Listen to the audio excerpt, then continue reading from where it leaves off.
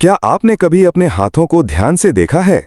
इन लकीरों में, इन निशानों में आपकी तकदीर के कितने राज छुपे हैं, इसका अंदाजा शायद आपको भी नहीं होगा। हमारे शास्त्र, हमारा सनातन धर्म इस देह को, इस शरीर को एक ब्रह्मांड का छोटा रूप मानता है। जो ब्रह्मांड में है वो सब इस पिंड में भी है, और इसी पिंड का, इसी शरीर का एक बहुत ही महत्वपूर्ण हिस्सा है हमारा अंगूठा। ये सिर्फ एक अंग नहीं, ये आपकी इच्छा शक्ति का केंद्र है, आपके तर्क का सिंहासन है, आपकी चेतना का द्वार है। लेकिन क्या हो अगर इसी अंगूठे पर स्वयं चंद्रमा विराजमान हो? जी हां, वही चंद्रमा जो रातों को शीतलता देता है, जो समुद्र में ज्वार भाटा ले आता है, जो कवियों को कल्पना देता है और प्रेमियों के दिलों की धड़कन बढ़ा देता है। सुनने में ये किसी कहानी जैसा लगता है ना? लेकिन ये एक हकीकत है।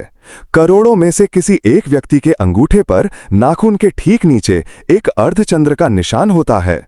हस्तरेखा शास्त्र और सामुद्रिक शास्त्र इसे कोई साधारण चिन्ह नहीं मानते। ये एक ऐसी दिव्य मोहर है, एक ऐसा अलौकिक संकेत है जिसके परिणाम इतने गहरे और इतने व्यापक हैं कि सुनकर आपके पैरों तले जमीन खिसक जाएगी। आज हम किसी छोटी मोटी रेखा या तिल की बात नहीं करेंगे। आज हम उस रहस्य के पन्ने पलटेंगे जो सीधे आपके अस्तित्व की जड़ों से जुड़ा है। आज हम जानेंगे कि अंगूठे पर चंद्रमा का होना क्यों एक बहुत ही बड़ी बात है। ये एक ऐसा सफर है जो आपको रोमांच, रहस्य और भावनाओं के एक ऐसे सागर में ले जाएगा जहां से आप वही इंसान बनकर नहीं लौटेंगे जो आप ये वीडियो शुरू करने से पहले थे। तो अपनी सांसें थाम लीजिए और हमारे साथ अंत तक बने रहिए, क्योंकि आज आप जो जानने वाले हैं वो आपके जीवन को देखने का नजरिया हमेशा के लिए बदल सकता है। अंगूठे का रहस्य, इच्छा शक्ति का दुर्ग। इससे पहले कि हम चंद्रमा के उस रहस्यमयी निशान तक पहुंचें, हमें उस भूमि को समझना होगा जहां यह निशान उभरता है, हमारा अंगूठा। सनातन परंपरा में अंगूठे को अंगुष्ठ कहा गया है। यह सिर्फ मांस और हड्डी का एक टुकड़ा नहीं है, इसे इच्छा शक्ति का दुर्ग माना गया है। आपके हाथ की हर उंगली किसी न किसी ग्रह से जुड़ी है, पर अंगूठे को सीधे आपकी चेतना, आपकी आत्मा और आपके स्व का प्रतिनिधि माना गया है। सामुद्रिक शास्त्र कहता है कि आपका अंगूठा आपके व्यक्तित्व का दर्पण है। इसका आकार, इसकी लंबाई, इसकी मोटाई, इसका लचीलापन, हर छोटी से छोटी बात आपके चरित्र के गहरे से गहरे राज खोल देती है। इसे दो मुख्य भागों में बांटा गया है, दो पोर। पहला पोर जो नाखून वाला हिस्सा है, आपकी इच्छा शक्ति का प्रतीक है। आप जीवन में क्या करना चाहते हैं, आपके संकल्प कितने दृढ़ हैं, आप चुनौतियों के सामने खड़े रहते हैं या घुटने टेक देते हैं, ये सब आपके अंगूठे का पहला पोर तय करता है। दूसरा पोर जो हथेली से जुड़ा होता है, वो तर्क का स्थान है। आपकी सोचने समझने की शक्ति, आपकी विश्लेषण करने की क्षमता, आपकी योजना बनाने की कला, ये सब इस दूसरे पोर में अंकित है। एक मजबूत और लंबा पहला पोर एक दृढ़ निश्चयी व्यक्ति को दर्शाता है, जबकि एक विकसित दूसरा पोर एक बुद्धिमान और तार्किक व्यक्ति की निशानी है। इन दोनों का संतुलन ही एक सफल जीवन का आधार है। केवल इच्छा शक्ति हो और तर्क ना हो तो व्यक्ति आंख बंद करके कुएं में कूदने जैसा काम करता है, और यदि केवल तर्क हो और इच्छा शक्ति की कमी हो तो व्यक्ति जीवन भर सिर्फ योजनाएं बनाता रह जाता है, उन्हें हकीकत में कभी नहीं बदल पाता। इसीलिए अंगूठे को इतना महत्वपूर्ण माना गया है। ये वह तराजू है जिस पर आपकी इच्छा और बुद्धि तुली हुई है। ये वह लगाम है जो आपके जीवन के घोड़े को सही दिशा में ले जाती है।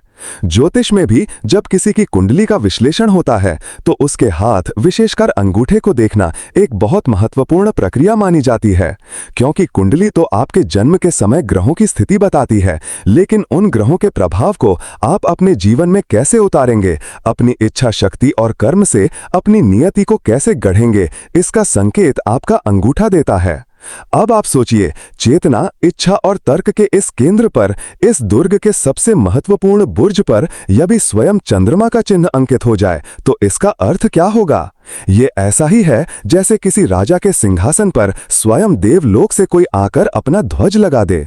ये एक असाधारण घटना है, एक ऐसी घटना जो उस व्यक्ति के पूरे जीवन को, उसके सोचने के तरीके को, उसकी भावनाओं को और उसकी नियति को जड़ से बदल कर रख देती है। चंद्रमा, मन का स्वामी, भावनाओं का सागर। अब बात करते हैं उस दिव्य चिन्ह की, चंद्रमा की। हिंदू धर्म में चंद्रमा सिर्फ एक खगोलीय पिंड नहीं है, वो चंद्रदेव हैं, वो मन के स्वामी हैं। चंद्रमा मनसो जाता, वेदों में कहा गया है कि विराट पुरुष के मन से चंद्रमा की उत्पत्ति हुई। इसीलिए आपका मन, आपकी भावनाएं, आपकी कल्पनाएं, आपकी स्मृतियां, सब पर चंद्रमा का आधिपत्य है। जैसे चंद्रमा रोज घटता बढ़ता है, वैसे ही हमारा मन भी हर पल बदलता रहता है। कभी उसमें खुशी की पूर्णिमा होती है तो कभी उसमें उदासी की अमावस्या, कभी विचारों का ज्वार उठता है तो कभी शांति का सन्नाटा छा जाता है। आपकी मां के साथ आपका रिश्ता कैसा होगा, आपके जीवन में तरलता यानी धन का प्रवाह कैसा रहेगा, आपकी रचनात्मकता कितनी गहरी होगी, आपकी अंतर्ज्ञान की शक्ति कितनी तीव्र होगी, ये सब कुछ आपकी कुंडली में बैठे चंद्रमा की स्थिति पर निर्भर करता है। चंद्रमा शीतलता का प्रतीक है, सौम्यता का प्रतीक है। भगवान शिव ने विष की ज्वाला को शांत करने के लिए चंद्रमा को अपने मस्तक पर धारण किया। वो सुंदरता और प्रेम का भी प्रतीक है। दुनिया भर के कवि और शायर सदियों से अपनी प्रेमिका के चेहरे की तुलना चांद से करते आए हैं। लेकिन चंद्रमा का एक और पक्ष भी है, एक रहस्यमयी पक्ष। वो सम्मोहन का कारक है। उसकी चांदनी में एक जादू है, एक कशिश है जो अपनी ओर खींचती है। वो गुप्त ज्ञान का, रहस्यों का और पराशक्तियों का भी स्वामी है। तांत्रिक और योगी अपनी साधनाओं के लिए पूर्णिमा और अमावस्या की रातों को सबसे शक्तिशाली मानते हैं। तो चंद्रमा केवल भावनाएं और कल्पना ही नहीं, बल्कि एक बहुत गहरी, रहस्यमयी और शक्तिशाली ऊर्जा का स्रोत भी है। वो अमृत का भी स्वामी है, जो देवताओं को अमर का प्रदान करता है। समुद्र मंथन से निकले 14 रत्नों में से एक चंद्रमा भी थे। उनकी दिव्यता, उनकी शक्ति अपार है। अब इस पहेली के दोनों टुकड़ों को जोड़कर देखिए।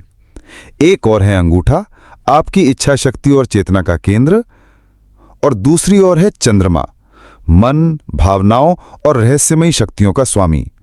जब चंद्रमा का चिन्ह आपके अंगूठे पर उभरता है तो ये इन दोनों महाशक्तियों का संगम है। ये चेतना और मन का मिलन है। ये इच्छा शक्ति और भावनाओं का एकाकार होना है। ये एक ऐसी युति है, एक ऐसा योग है जो किसी साधारण इंसान के जीवन में नहीं घटता। ये इस बात का संकेत है कि ब्रह्मांड ने उस व्यक्ति को कुछ विशेष करने के लिए चुना है। उसकी आत्मा एक साधारण आत्मा नहीं है। उसके कंधों पर एक बहुत बड़ा बोझ भी है और उसे एक बहुत बड़ा वरदान भी मिला है। दिव्य चिन्ह का अनावरण।